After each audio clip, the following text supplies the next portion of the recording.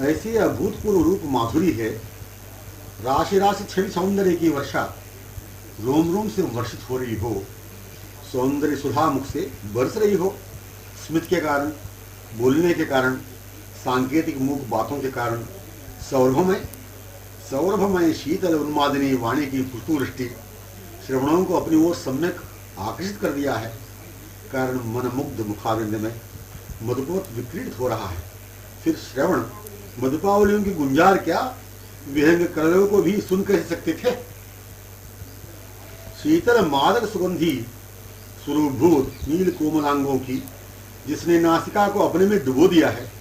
मन जहाँ तन्मय विमुग्ध है, मुखचंद्र में, नील तनु में, सर्वांगों में, कैसे इसका तनु शीतल और मंद सुगंध समीर का स्पर्श पा सकेगा। कैसे इसका तनु शीतल मंद सुगंध समीर का स्पर्श पा सकेगा। मन जहां वही मन अपने स्वरूभूत तनु में सखी स्वरूप के तनु से तन्मयतया संस्पर्शित होने का अनुभव कर रहा है। प्रमाणों की आवश्यकता नहीं है, व्याख्या की विशेषता नहीं, विशेषणों व उपमाओं से अलंकार में भाषा के उपदेशों की अपेक्षा नहीं है। यहाँ तक प्राप्त निज स्वरूप को सहज पूर्ण स्मृतियुक्त पाने में, भान होने में कृपा प्रेरणा का संकेत भी भिन्नता के भाव को प्रकट करती। पराया हो तो इन दोनों शब्दों की आवश्यकता रहेगी, किंतु वे अपने सदा से तथा अपनाते रहने का स्वरूप अपना सदा से स्वतः सिद्ध ही तो है।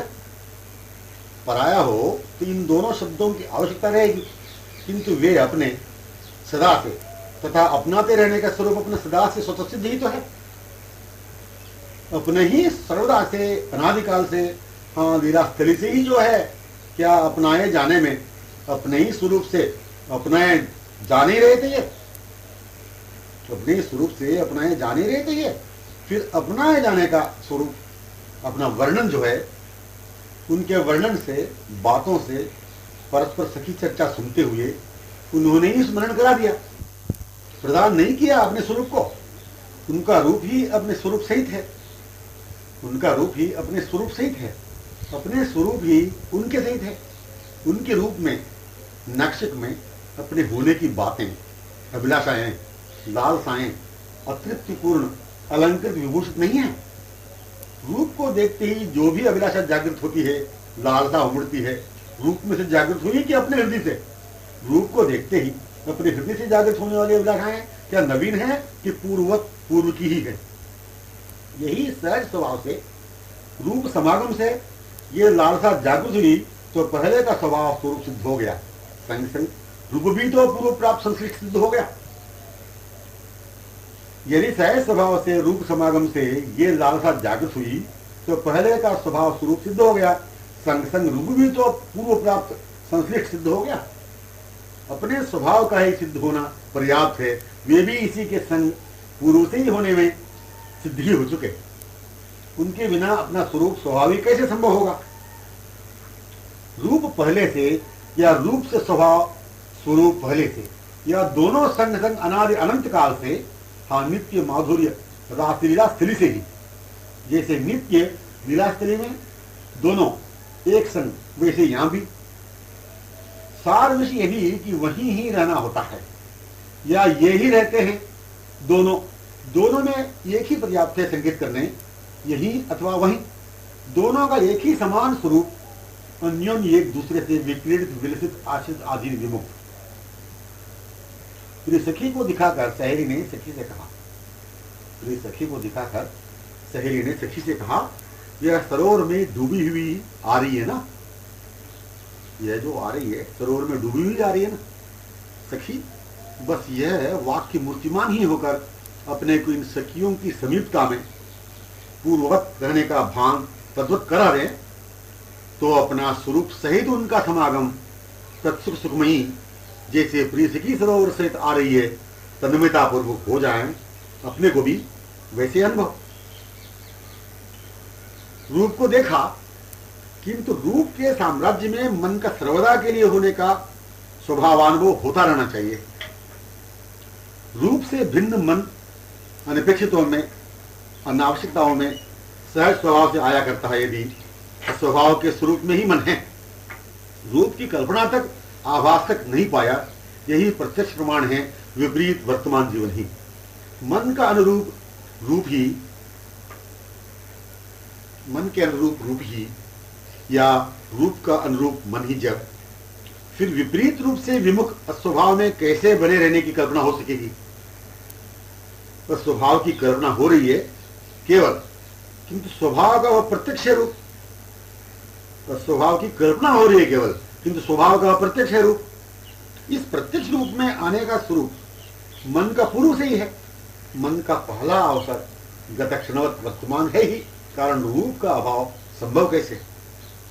पहले जो गुजरा वही है समक्ष नैनों में, हाँ रहेगा ही। मन पूर्व से ही जो गुजरे हुए रूप में था, वर्तमान में भी है, एवं रहेगा ही। रूप की बातें रूप कहते ही साथ मन का रहना निर्णित क्या अखंड है, ये निर्णय सहित स्वानुभव का होना। कोई भी नाम है ही नहीं नैनों में, मतलब कोई भी नाम है ही नहीं नैनों में आए बिना, केवल श्रवण व रचना के बना हो, केवल रचना से ही निश्चित होता हो, ये बात नहीं। तो रचना के साथ बनने वाला नाम, मैंने रचना के साथ मिश्रित होने वाला नाम नैनों से अभिन्न था ही, इसलिए यही नामी का नैनों से हो जाना अनुभव समागम स्वभाव ही है। रूप यह मन से नैनों में जो बाहर दिख रहा है, यही तो रूप, यह मन से नैनों से जो बाहर दिख रहा है, यही तो, यही जो रचना से वर्णित हो जो रहा है, यही जो कर्ण गोचर हो जो रहा है। अपेक्षित के मिलन की बातें नहीं होती, अपेक्षित के मिलन की बातें नहीं होती, इच्छा मिलने की प्रकट नहीं होती, पूछताछ नहीं होती, परामर्श पता लगाने की कल्पना होती ही नहीं। हाँ, मिल जाता है, कहा नहीं जाता, पाया ही जाता है, केवल उन्हीं से कहा सुना जाता है। उनका पता नैनों को ज्ञात क्या बसे ही हुए हैं, उनका पता नैनों को ज्ञात क्या बसे ही हुए हैं। उन्हीं की बातें करना, यह रचना कब भूल गई, याद भी इसे नहीं, उन्हीं से बातें करने लग गई। ऐसी कि पूर्व से ही हो ऐसी बातें करना सरल साधारण सी बात है, अब स्वभाव ही तो है। इसीलिए आश्चर्य असाधारणता की कल्पना ही नहीं। यह भी सामान्य ही बात है कि बातें सुन वैसे ही बातें उनसे करना, किंतु असामान्यता, असाधारण भाव, अतृप्ति का महसूस होना भी तो स्वभाव बन गया है। यह जो स्वभाव बना है केवल महसूस ही हुआ करता है, किसी से कहा नहीं जाता है। यह दशा ही ऐसी है। दशा में कोई अपनी बात बोले तो क्या दशा है वह? दशा में कोई अपनी बात बोले तो क्या दशा है वह? दशा को देख वह दूसरी जो है रहस्य समझ लेगी, पर कह इसलिए नहीं सकेगी कि वह भी वश में रह नहीं सकी। दशा रूप को देखते ही जागृत हुई। जागृत दशा में रूप अभिन्न दशा में रूप के बारे में, रूप के वर्णन, आस्वादनानुभव के बारे में किंचित भी किया नहीं गया, किया ही नहीं जाएगा। वर्णन करना ही क्यों पड़ा जब दशा से आलिंगित है रूप, दशा से रूप विक्रीडित है। जब इस क्रीड़ा का वर्णन किया नहीं, क्रीड़ा दशा से ही संभव सुलभ, विक्रीडित होना सहज सुलभ। क्रीड़ा दशा से ही संभव सुलभ, विक्रीडित होना सहज सुलभ। किससे विक्रीडित? दशा से। दशा ही तो है अपने, अपनी दशा ही विक्रीडित हो रही है रूप से। अपनी यह भान नहीं, अपनेपन से बेभान ही वह अंक में विमूर्छिता पाती है जब भान में आती है। भान में आना दशा में ही, पर अपनापन का भान नहीं रहता। मैं बेहोश हो गई, मैं बेहोश हो गई, यह भान नहीं। मैं बेभान दशा में थी, यह सुधी रहती नहीं दशा की। केवल उसे यही भान है, तन्मय मार्ग दशा जो बनी हुई है कि मैं रूप में थी। रूप जब भी मिला दशा को अनुरंजित करता हुआ ही, रूप जब भी मिला दशा को अनुरंजित कराता हुआ ही, बेभान अपनेपन को कराता हुआ ही। मैं अमुक हूं, मेरे पास एक सहेली है, चारों ओर से मुझे देख रही हैं, कहां तक मैं कैसे आ पहुंची, इत्यादि बातों को दशा ने भुला दिया। वह यही समझे अनुभव कर रही है कि रूप में मैं हूं, रूप में जागृत हो रही हूं। रूप से पृथक तो उसे न जागृत होने की दशा की सुधि है, न बेभान होने की दशा की याद है। चंद्र को देख यह स्पर्श में होती है तन्मय, कमल सुगंधी को, कोकिल काकली को वह चूमती है, चूमने लगती है। कुंज निकुंज सरोवर उन्मुख मार्गों को देखती हुई वह आलिंगन करने लगती है। कहा प्रिय सहेली ने सखियों से, कैसी बेबहान दशा तन्मयतापूर्ण भान में वह रूप में रहती है। कैसे होगा रूप वह, कांति कमनीय वह कैसी, कैशोर्य सौंदर्य माधुर्य सौकुमार्य कैसा होगा। उनके गुण से भी, उनके गुण ये भी तो सुने हैं कि वे सुलभ हैं, सहज हैं, सरल हैं, अनायास माने बिना प्रयास साध्य हैं, मिला करते हैं। यहां पर उनके सौलभ्य स्वरूप के विचार के साथ साथ उनके सौंदर्य माधुर्य सौगंध्य सौकुमार्यमय नित्य नूतन प्रतिक्षण वर्धनीय स्वरूप को पाने के विचारों के साथ साथ वे ही प्रीतम हैं, अत्यंत प्रिय हैं, वे ही निकटतम हैं, अत्यंत निकटता में, वे ही समक्ष अत्यंत अत्यंत समक्ष। इस रूप वाला घनिष्ठता अखंड कोमल मधुरिम संबंध के विचारों के साथ वे सर्वज्ञ हैं, सर्वत्र हैं, सर्वदा हैं, सर्व के लिए हैं, व्यापक हैं, करुणामय हैं, कृपा सिंधु हैं, माधुर्य रसग्न सिंधु हैं, वनमाली हैं, माधव हैं, मुकुंद हैं, किशोर हैं, नील सुंदर हैं, अंबुजाक्ष, सुकुमार हैं, चपल हैं, चतुर हैं, मुरली वदन हैं, चंद्र वदन हैं, पद्म वदन हैं, पद्म वदन हैं, कमल नयन हैं, नृत्य विशारद हैं, वेणु वादन पटु हैं, विमुग्ध विदग्ध हैं, कोटि सूर्य समप्रभ, कोटि चंद्र सुशीतल, कोटि कंद्रप लावण्य, अनुमेय अवर्णनीय अकथनीय इत्यादि इत्यादि मधुर नामावलियों को सुनते हुए पूर्णाधीन प्रीति विवश हैं, अपने हैं। ऐसे सुनकर जैसे भी विचार अपने हृदय मूल से जागृत होंगे, भावमयी लालसामयी भावमयी लालसामयी नवनवीन अभिलाषाएं जागृत होंगी। परिणाम जैसे भी दिशा हृदय से जागृत होगी वह केवल अनुभवजन्य ही रहती है, वर्णन का विषय रहता नहीं है। अवर्णनीय रहती है दिशा जो हृदय से उमड़ा करती है, वह अनुभवी ही इस रहस्य का मर्मज्ञ है, वही जानता है। इत्यादि प्रत्येक विचारों में जाने वाला या विचारों में रहने वाला, उसका स्वरूप भी तो वैसा ही अभिन्नतिया अनुकूल सुंदर विमलोज्वल होता जाएगा। ऐसे होते जाने में जो भाव हृदय से उमड़ता है, उमड़ा करता है, उमड़ता रहता है, उसी से अभिन्न ही तो स्वरूप अपना स्मरण में आ रहा है। अपना स्वरूप स्मरण उनके स्वरूप के इत्यादि इत्यादि विचारों के संग ही तो होता गया। यह स्वरूप उनके स्वरूप विचारों के साथ साथ जो स्मरण में आया, उनके स्वरूप के साथ साथ अपना स्वरूप पूर्व से ही रहने का पूर्ण विश्वास अनुभवयुक्त नहीं निर्णित हो गया। यह जब भी अनुभव हुआ करता है उनके रूप के सहित अपने स्वरूप का, तब यही तो रहेगा सहज हृदय से महसूस कि मैं उनके सहित ही पूर्व से ही रही, अब भी हूं, रहती ही रहूंगी। इसे एक शब्द में ऐसा व्यक्त किया कि गत क्षण से या पूर्वक, पूर्णतया ही तो गत क्षण रहने का अपना स्वरूप है, उनके साथ पूर्ण के साथ पूर्णता से।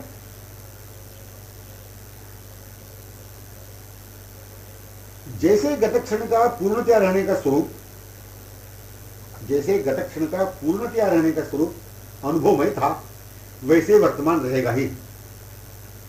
पूर्णतया उनके साथ पूर्णतामय माधुर्य अखंडित जीवन। वर्तमान गत क्षण ही पूर्ववत पुनः पूर्णता का अनुभव होना सहज स्वाभाविक तो रहेगा। तब उनका नाम यथार्थ रहस्य स्वरूप में व्यक्त हो चुका, तब उनका नाम यथार्थ रहस्य स्वरूप में व्यक्त हो चुका, जो सौलभ्य। क्या हम भी अपने स्वरूप से सुलभ नहीं रहे थे? अभिन्न किया उनके प्रीति पात्र स्वरूप से, उनके सुखद सुखप्रद स्वरूप से, उन्हें प्रसन्न कराते हुए रहने के स्वरूप से, उन्हें रिझाते रहने के सुंदर स्वरूप से, सर्वदा सुखी रहने के सखी स्वरूप से। उनका नाम किशोर जो है, इसी नाम ने अपने अंतर्गत रहस्य स्वरूपणी प्रधाना नायिका किशोरी स्वरूप को एक साथ प्रकट करते हुए अपने भी इसी किशोरी से अनुगत किशोरी स्वरूप का अनुभव नहीं करा दिया। अंबुजाक्ष कमल को लज्जित कराने वाला नामकरण, अंबुजाक्ष कमल को लज्जित कराने वाला नामकरण करने वाली, मतलब अंबुजाक्ष कमल को लज्जित कराने वाले नामकरण करने वाले रसोनमरा भृंगी को ही तो प्रकट किया कर रहा है। चंद्रवदन चंद्र को लज्जित कराने वाला नामकरण करने वाली आमुक्त चकोरी को ही तो प्रकट किया कर रहा है। वेणुवादन पटो नृत्य विशारद मधुर नाम, इन्हें प्रीति विमुग्धतया वंशी वादन करते नृत्य करते हुए जिनके अधीनतया रहने में स्वरूप है। वेणुवादन पटो नृत्य विशारद मधुर नाम, इन्हें प्रीति विमुग्धतया वंशी वादन करते नृत्य करते हुए जिनके अधीनतया रहने के स्वरूप है, उसी प्रीति को ही प्रकट नहीं किया, कर नहीं रहा है इत्यादि वर्णन में अपना साथ ही रहना अनुभव सहित ही हो नहीं रहा सिद्ध। परिणाम समस्त बातों को समझने की बात यही तो है, सुख की, आनंद की, सौंदर्य की, आश्रय की प्राप्ति की कल्पना है। अनपेक्षितों की उन्मुक्ता में, सौंदर्योन्मुक्ता में आकर्षित रहते हुए ससीम स्वार्थ आसक्ति जो है, सुख की, आनंद की, सौंदर्य की, आश्रय की प्राप्ति प्रत्यक्ष है, साक्षात है। अपेक्षित के असीम सौंदर्योन्मुक्ता निस्वार्थमयी पूर्णाकर्षित रूप आसक्ति में, इस अपेक्षित की कल्पना में अपेक्षित ही तो अभिन्न है, तब क्या यही प्रत्यक्ष वास्तविक नहीं है? असीम की सुंदरता, असीमामयी तो सुंदरता रहेगी। वस्तु में सौंदर्य एवं आकर्षण मनोमूल कामना से ही हुआ करता है।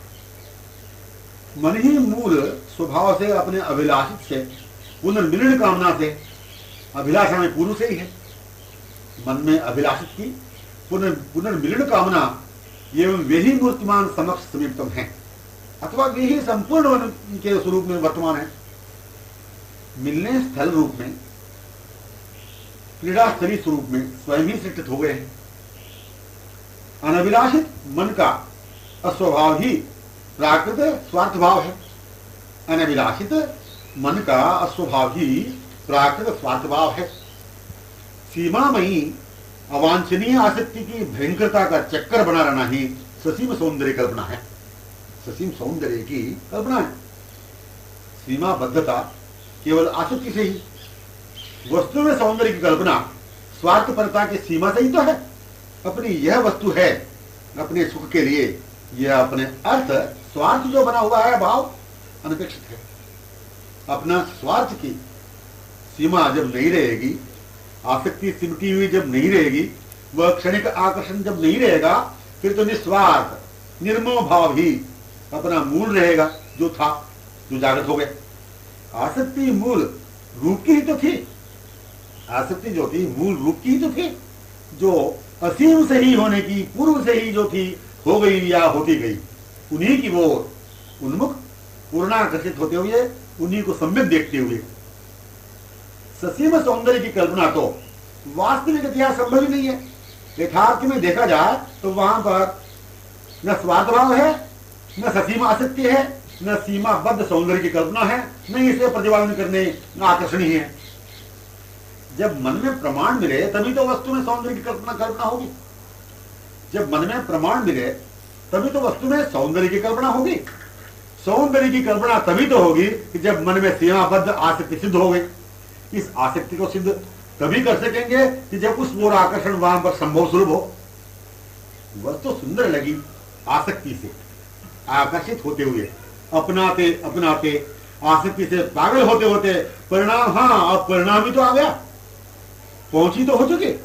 यह परिणाम पहुंची पराकाष्ठा से प्रारंभ है, उन्हीं के साथ गमन, निर्णय ही तो हो चुका मनोमूल से, हाँ विवेक से, यही कि मैं सीमाबद्ध सौंदर्य के लिए, इस आसक्ति के लिए ऐसे आकर्षित होते ही रहने, अपूर्ण अलक्षित भयंकर स्वरूप में बने रहने के लिए नहीं हूं।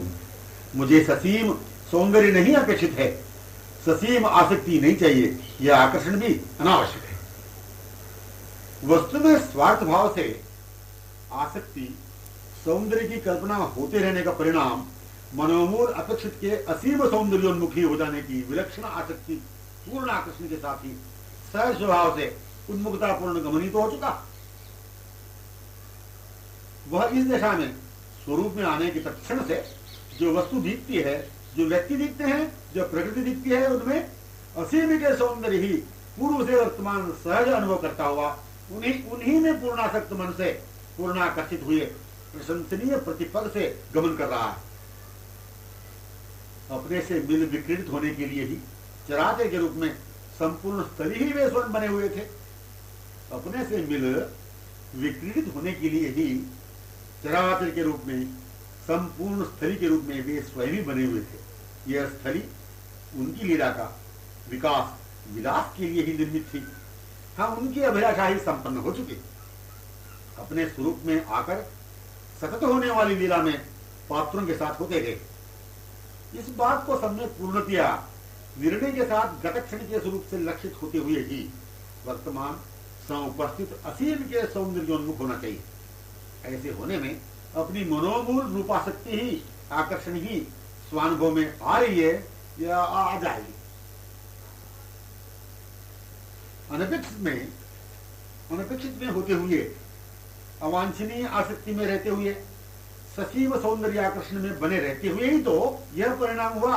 इस निर्णय में आए विवेकमय दृष्टि से जिस परिणाम में आ चुके जहां पहुंचना था, जिस स्वरूप में आकर स्थित होना था, उनके समीपतम ही पूर्व से जो थे, जहां उनकी स्थिति थी, जिस अपेक्षित के अभिन्न अनुरूप स्वरूप सौंदर्य में अपना था, उन्हीं से आसक्त समाकर्षित रहने का मूल स्वभाव यह एवं बाहर दृष्टिपथ में उनके साथ प्रियसखी संयुक्त अनंत किशोरियों से अनुरंजित श्री वृंदावनी था। इस स्थल पर इस स्वरूप से पहुंचकर वहां से केवल उनके साथ गमन में निरत प्रिय सखी अनुगता सखियों के साथ अपना भी गमन लीला में प्रवेश ही होगा, न कि पुनः निर्णय, परिणाम, प्रमाण, पूर्ण सम्यक आदि आदि शब्दों की कल्पना, विवेचना, व्याख्या, परामर्श, प्रतिपादन, विशेषणों, उपमाओं से। न कि पुनः निर्णय, परिणाम, प्रमाण, पूर्ण सम्यक आदि आदि शब्दों की कल्पना, विवेचना, व्याख्या, परामर्श, प्रतिपादन, विशेषणों, उपमाओं से। माने यही स्पष्ट कहने का है कि आ चुके, बस आ चुके, परंतु इसका सम्यक पूर्ण विश्वास के साथ निर्णय युक्त गतक्षणवत स्वरूपानुभव ही होना चाहिए। केवल यह कहने से नहीं बनता है कि आ चुके, बस आ चुके। फिर ये वाक्य नहीं रह सकेंगे। न इन वाक्यों के कहने का मूल भाव केवल जो निर्णय के लिए, न निर्णय के बाद कुछ करने के लिए, न अपने स्वरूप को पाने, अपने अपेक्षित को पाने ही कुछ रह सकेगा। मैं सीमाबद्ध सौंदर्य के लिए नहीं आया हूं। मैं सीमाबद्ध सौंदर्य के लिए नहीं आया हूं। मैं इस ससीम आसक्ति के लिए आकर्षित होते ही रहने नहीं आया हूं। मैं अपूर्ण, अनपेक्षित, अलक्षित, भयंकर स्वरूप में बने रहने के लिए नहीं हूं। मुझे ससीम सौंदर्य अनपेक्षित है, सीमामयी आसक्ति नहीं चाहिए, यह तुच्छ आकर्षण मुझे अनावश्यक है, आदि आदि। यदि इत्यादि ही बना हुआ हो तो निर्णय के साथ साथ सुदृढ़ विश्वास के परिणाम निज स्वरूप में पूर्ववत गतक्षणीय स्वरूप से उन्हीं के साथ गमन नहीं हो पाया भी। सीमा कल्पना जो स्वार्थ भाव की आसक्ति की आकर्षकता की कल्पना का कारण, यह कारण रूप आवरण तभी स्वाव हो चुका कि जब इत्यादियों के लिए मैं नहीं हूं, इत्यादि मुझे नहीं चाहिए, यह हाँ इन्हीं बातों का निर्णय हो चुका।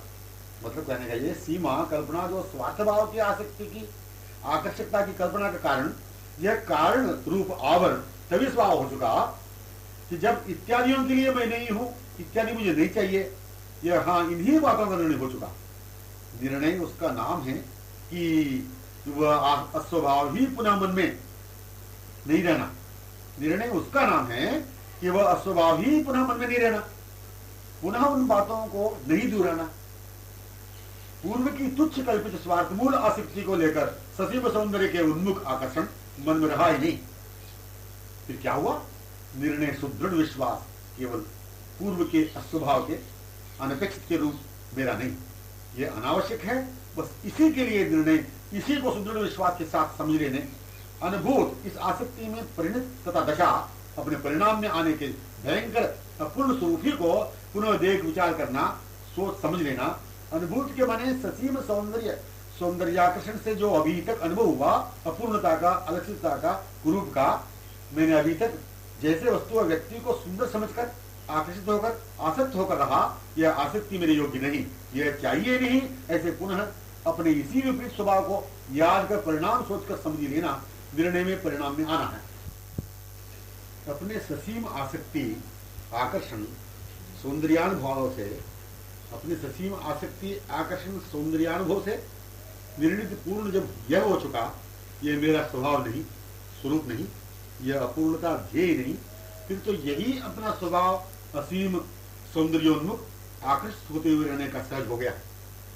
पूर्व की यह पुनः स्मृति एवं गमन होना स्वाभाविक जो था, इस परिणाम निर्णय में आते ही फिर उस गमन के लिए, स्वरूप से उनके साथ गमन के लिए न निर्णय करना पड़ा, न सुदृढ़ विश्वास करने की उत्पन्न बात रही।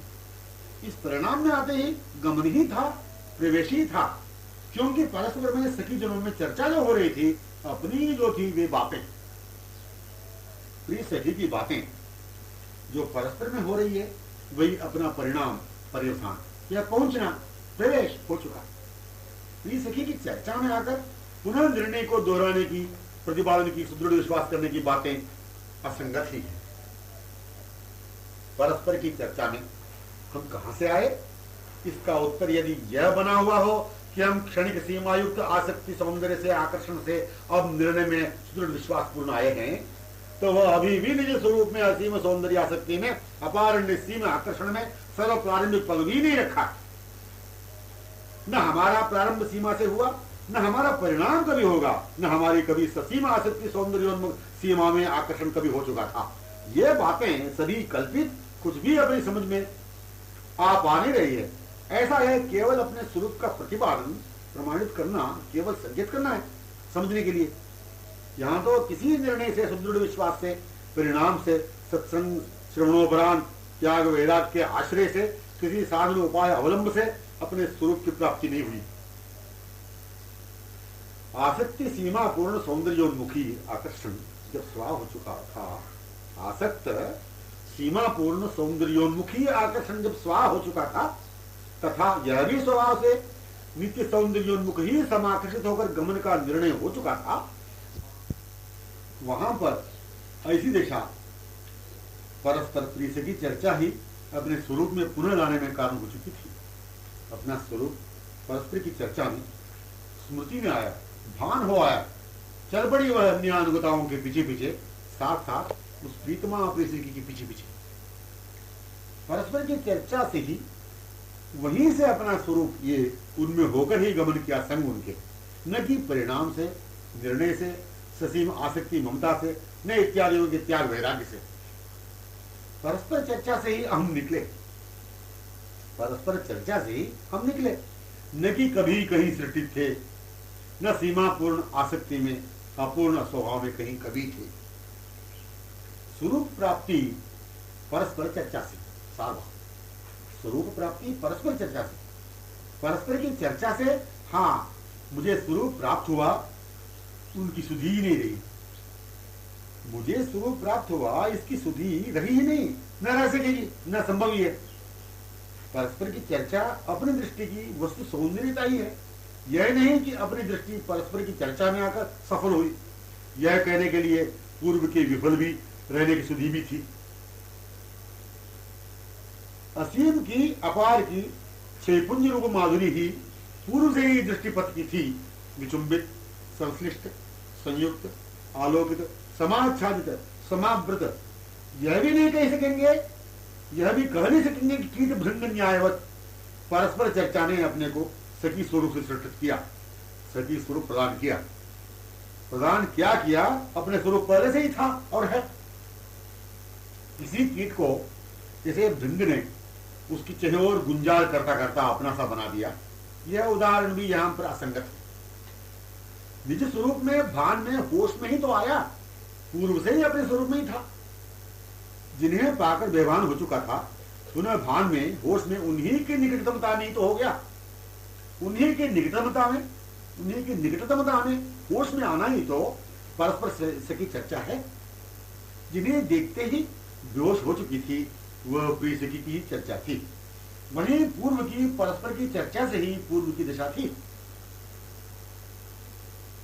निज स्वरूप में रहते हुए ही आना, हाँ भान में होना, यह परस्पर सकी चर्चा ही तो कारण है। निज स्वरूप में आने के पहले वह कीट कैसा रह सकेगा? अलक्षित, अनपेक्षित, आसक्त, सीमा सौंदर्य में रहकर कैसे आया स्वरूप में? ऐसे रहते हुए रहने की दशा से, अस्वभाव से कैसे अपेक्षित, लक्षित, असीम सौंदर्यपूर्ण रूपासक्ति में सखी स्वरूप में आना संभव हो सकेगा? ऐसे रहते हुए रहने की दशा से, अस्वभाव से कैसे अपेक्षित, लक्षित, असीम सौंदर्यपूर्ण रूपासक्ति में सखी स्वरूप में आना संभव हो सकेगा? लक्षित ही, अपेक्षित, सौंदर्योन्मुख ही, रूपासक्त ही, उन्मुखता में ही रहते हुए ही रहने की स्वाभाविकता ही होती है सहज अनुभव। न कि न रहकर, न कि सीमा में रहकर, न कि आसक्त होकर, न कि अपूर्ण रहकर, न कि सत्संग सुनकर, प्रतिपादन से, व्याख्या से, न कि विमुक्ता से, न कि कीट रूप से भृंग रूप में आया। जब उसे यह महसूस हो चुका, लक्षित, असीम, सौंदर्य आसक्ति, उन्मुखता ही मेरी स्वाभाविक अपेक्षा है, आवश्यकता है, पूर्णता है, और यह भी अलक्षितता से, ससीम आसक्ति, आकर्षण, अपूर्णता से युक्त, इन्हें बिल्कुल ठीक देख सोच विचार निर्णय के बाद ही तो आ गया मन उसका लक्ष्योन्मुक्ता में, अपने स्वरूप में ही। फिर ऐसे स्वरूप में आ जाने पर विमुक्ता में, विपरीतता में, ससीम आसक्ति, ममता, सौंदर्य में अलक्षित, अपूर्ण रहने की पूर्व की कुदशा, कुरूप, स्वभाव कैसे स्मृति में रह सकेगा? तथा अलक्षितता, सीमाबद्ध आसक्ति, ममता, ससीम सौंदर्योन्मुख आकर्षकता ने इस स्वरूप को प्रदान किया? इस लक्ष्योन्मुक्ता में, रूपासक्ति, सौंदर्योन्मुक्ता में किया? नहीं। यह तो कल्पना मध्यवर्ती अपने स्वरूप में भान आने में आवरण सा था, जो कभी का स्वभाव हो चुका था। मतलब सीमाबद्धता, आसक्ति रूप सौंदर्योन्मुक्ता अनपेक्षित महसूस होते ही तत्क्षण यह रही कहां? इसके स्थल पर मन में, सर्वेंद्रियों में, तनु के रोम रोम में महसूस हो चुका, जो वही अपने स्वाभाविक असीम रूपासक्ति, सौंदर्योन्मुक्ता ही तो हो चुकी। असीम रूपासक्ति, सौंदर्योन्मुक्ता ही तो हो चुकी, होती चली। फिर क्या पहले भी अपना स्वरूप सिद्ध नहीं हो गया? आवरणहीन होते ही पुनः अपना स्वरूप सिद्ध अनुभव में आ गया। पहले के निज स्वरूप में क्या निज स्वरूप से ही आए नहीं? पहले के निज स्वरूप में क्या निज स्वरूप से ही आए नहीं? उन्हीं चर्चा से पुनः उन्हीं चर्चा में आए, उसी स्थली से पुनः उसी स्थली में आए, वहीं से वहीं पुनः आगमन अपना हो गया। पर पुनः आए यह भान रहा नहीं। पुनः आने का, न रहते आने का, कहीं अभाव में रहने का नहीं। केवल इतना महसूस न होने में विलंब हो रहा था। ससीम रूप आसक्ति, सौंदर्य साम्राज्य जो माया बाजार है, अपना प्रत्यक्षवत कल्पित विलास हो रहा था। इसी में विलंब का कारण, यही आवरण का कारण था। जब महसूस हो चुका, कल्पित आसक्ति रूप आकर्षण का स्वाह हो चुका, निर्मल हो चुका, तत्क्षण अपना सहज स्वरूप ही पहले की तरह अनुभव में आता रह गया। तत्क्षण असीम की रूपोन्मुखता अपने को पूर्ववत अपनी ओर खींचते हुए अपनी गतक्षणवत अधीन विमुक्तता का स्वरूपानुभव करा दिया। अनुभव होने लगी उसी स्थिति में पूर्ववत नित्य नवनव क्रीड़ा ही अन्योन्य मिल संपन्न होने लगी।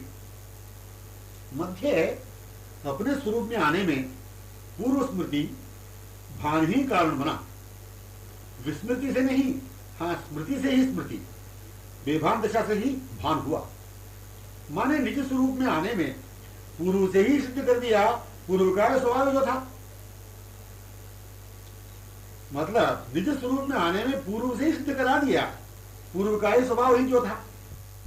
उपदेश निकटतम समक्ष ही प्रदेश था वही, उन्हीं की रूप माधुरी की वर्षा वैसी हो रही थी, पूर्वत वाणी कर्णगोचर हो रही थी, संकेत वैसे ही प्राप्त हो रहा था, नूपुर करधनी वेणु स्वर हृदय से वैसे ही पूर्ववत लिपट गया।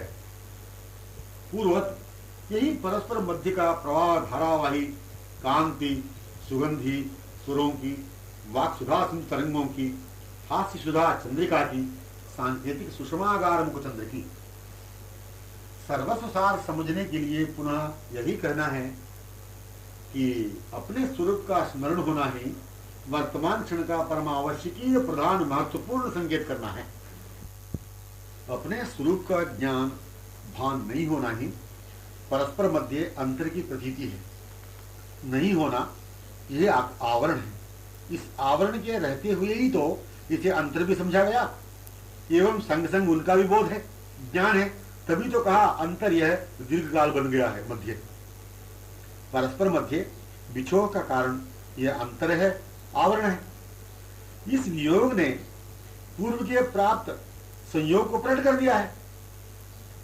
अंतर में रहते हुए जिनसे मिलने अपनी वियोग अवस्था का महसूस हुआ, अंतर में रहते हुए जिनसे मिलने अपनी वियोग अवस्था का महसूस हुआ, एवं संयोग पूर्व से ही संग संग सिद्ध होता गया।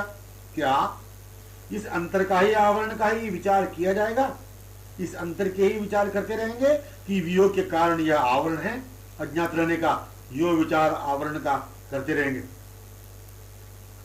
कि संयोग के मधुर कोमल विचारों में जाते रहेंगे। जबकि वियोग ने संयोग को प्रकट कर दिया, पूर्व की प्राप्ति का संकेत कर दिया, प्राप्ति को निर्देश कर दिया, संयुक्त को ही संयोग कहा है। सम्यक युक्त का वियोग, हाँ विमुक्त रहना कैसे संभव सुलभ हो सकेगा? सम्यक युक्त का वियोग, हाँ विमुक्त रहना कैसे संभव सुलभ हो सकेगा उन्हें? इसलिए वे तो पूर्व से ही सर्वदा है, वर्तमान में भी विराजमान है, उपस्थित ही है। केवल अपने को ही इनका भान नहीं, हाँ ज्ञान नहीं। अब ज्ञान नहीं होना, भान नहीं रहने, क्या अंतर आवरण समझा नहीं जाएगा? माने अनंत जन्मों का अंतर, युगों व कल्पों का अंतर लेने की, कल्पना करने की आवश्यकता नहीं दिखती। केवल उनका ज्ञान नहीं रहना, भान नहीं रहना ही अंतर या आवरण निर्णय में आ पाना है। मतलब भान नहीं रहना ही अंतर या आवरण निर्णय में आ पाता है।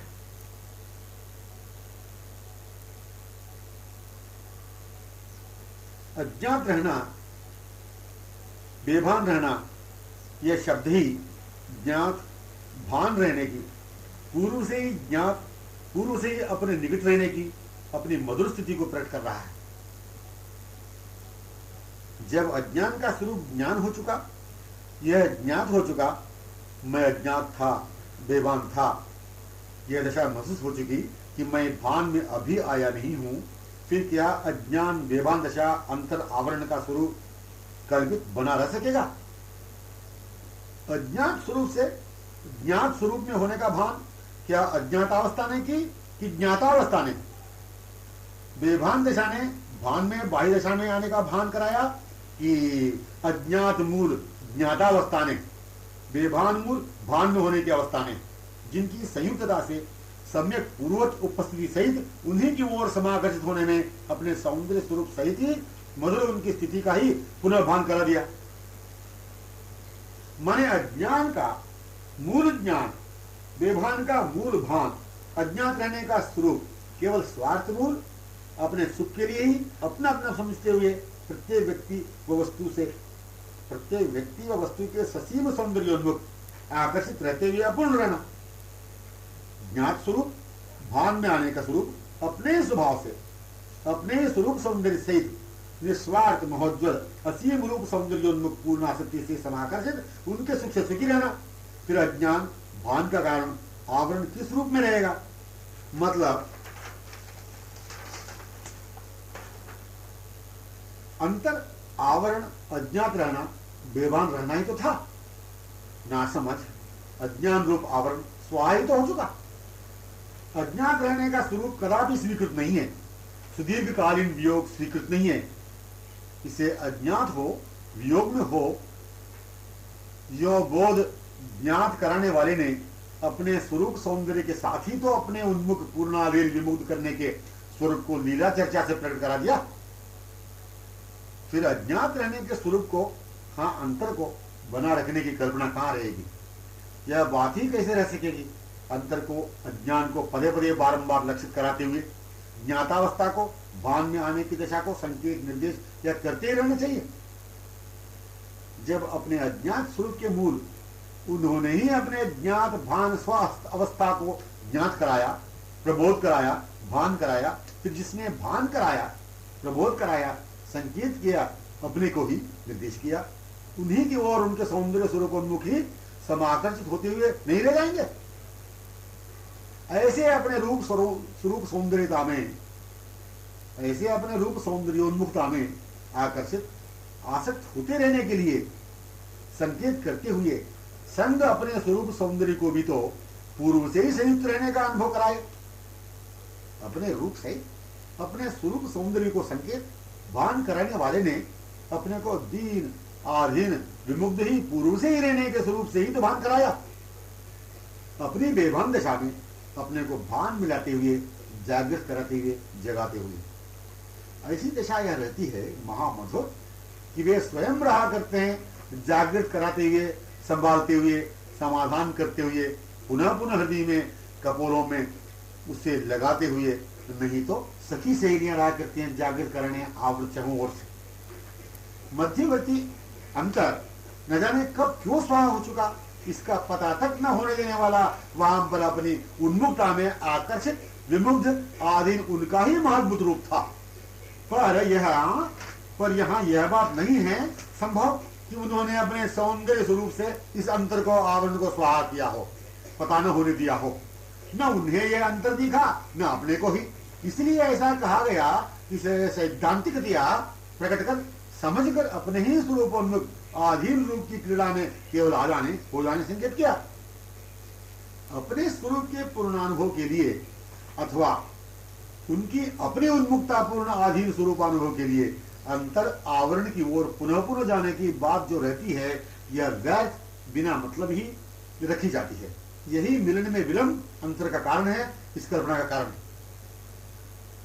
क्यों उनका वियोग हुआ, मध्य अंतर क्यों हो गया, बिछो किस लिए हो चुका, क्या कारण है इस ढंग वाले आवरण निर्माण का, क्यों, इसलिए अंतर, आवरण इत्यादि प्रश्नों को लेकर वहीं की वहीं अटके भटके रहने की असंभव बात को, असंगत प्रसंगों को रहने नहीं दिया।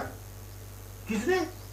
इसका एकमात्र उत्तर है कि अपने लिए जिसे अंतर आवरण समझा था, जिसे स्वार्थ ससीम सौंदर्य आसक्ति में आकर्षित रहने की दिशा कही थी, यही अंतर है, यही आवरण है। यो इसी ने, हाँ इसी ससीम आसक्ति ने, ससीम सौंदर्योन्मुक्ता से होने के आकर्षण ने, इसी ससीम क्षणिक स्वार्थ सुख ने, आसक्ति ने, सौंदर्य आकर्षण ने ही अपने मूल चिरकाल से, अनादिकाल से अखंडतया संबंधित अपने स्वरूप का ऐसा संकेत करा दिया कि मैं तो ससीम सुख के, स्वार्थ सुख से सिमटा रहने वाला, तुच्छ आसक्ति आकर्षण से ही सीमित रहने वाला सुंदर स्वरूप नहीं हूं। मैं तो असीम अपार निस्वार्थ सुख से सुखी रहने वाला, सर्वदा पूर्णाधीन विमुक्त रहने वाला, अक्षय अनुपमेय सौंदर्य माधुर्य सौकुमार सौगंध्य सौलभ्य हूं। साथ साथ यह भी भान करा दिया, तुम्हारा भी स्वरूप मेरे जैसे प्रारंभ से, अनादिकाल से निस्वार्थ ही मेरे सुख से सुखी रहते हुए, अद्भुत अनुपम शरीर वाणी मन से, रोम रोम से मुझे ही सुखवर्धित कराने की लीलाओं को संपन्न करते हुए मुझे अपने से आधीन विमुक्त विश्राम प्रदान करते रहने के स्वरूप में हो। मध्यवर्ती आवरण अंतर का कल्पित स्थल निरावरण अंतरहीन रम्य स्थल हो गया, ऐसे भी कहने नहीं रहेंगे। मध्यवर्ती आवरण अंतर का कल्पित स्थल निरावरण अंतरहीन रम्य स्थल हो गया, ऐसे भी कहने नहीं रहेंगे। जिन्हें प्रबोध हुआ, जिन्हें स्वरूप भान हो गया, माने निज स्वरूप भान सहित उनके संश्लिष्टतापूर्ण, आमुक्तता आधीनतापूर्ण किशोर स्वरूप में भान हो गया, ऐसे सौभाग्यशाली को यही आवरण बना हुआ ही अनुभव होता ही रहेगा। मानो पूर्व से ही, अनंत काल से ही इन्हीं नीलोज्वल कमनीय उन्मादनीय सुगंधित विशाल बाहों के ही आवरण में मैं थी। मैं विशाल चपल कोमल नयन कमलों के ही आभरण में मेरे नयनों का था। मैं विशाल चपल कोमल नयन कमलों के ही आभरण मेरे नयनों को था।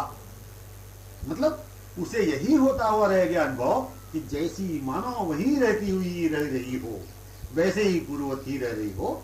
यह कल्पना तक रहती नहीं कि मैं पूर्व की भांति उन्हीं की बाहों में इस आवरण में आई, वह तो वही रहती हुई वैसी रह गई। अंतर नहीं सा ही रहा था जो नहीं रहा, निरंतर निरावरण ही रही थी जो रह गई, ऐसी बात नहीं।